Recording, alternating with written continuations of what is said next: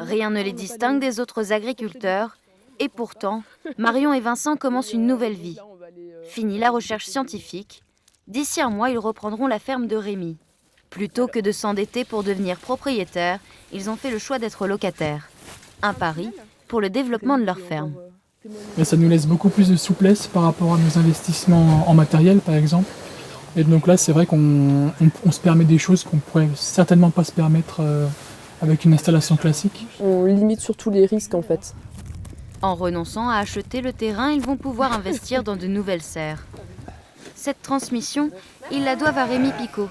Bientôt à la retraite, il ne touchera que 900 € par mois. Il aurait pu faire le choix de vendre sa ferme plus cher et à une plus grande exploitation, mais l'agriculteur militant a ses convictions. Les problèmes de l'agriculture ne regardent pas que les agriculteurs, mais regardent l'ensemble de la société, quoi. Donc c'est pour ça que les fermes comme la mienne, il faut vraiment que ça permette d'installer du monde plutôt que ça aille à l'agrandissement.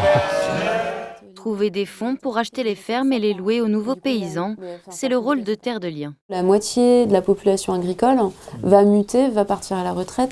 Ex-handballeur, Guirec Cherrier présente ce jour-là son projet de reconversion dans l'agrotourisme.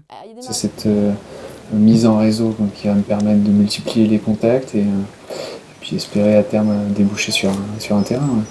3 à 5 ans pour trouver des terres.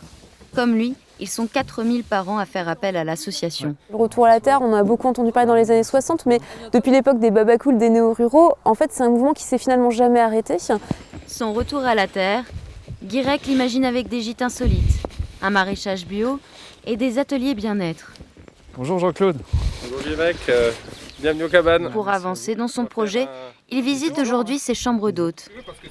C'est le ras-le-bol de la ville et de son quotidien qui l'a poussé à franchir le cap. Me rapprocher de la nature, je sens que j'en ai besoin. Parce que j'ai envie de changer le monde.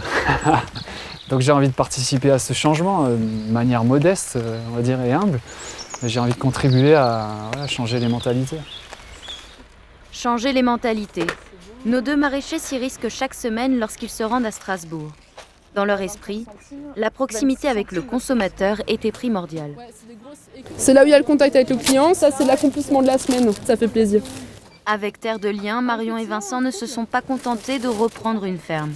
Comme d'autres néo-paysans, ils essayent par leur travail de bousculer les habitudes des consommateurs. À chaque légume vendu, c'est un peu de leur combat qu'ils sèment dans la ville.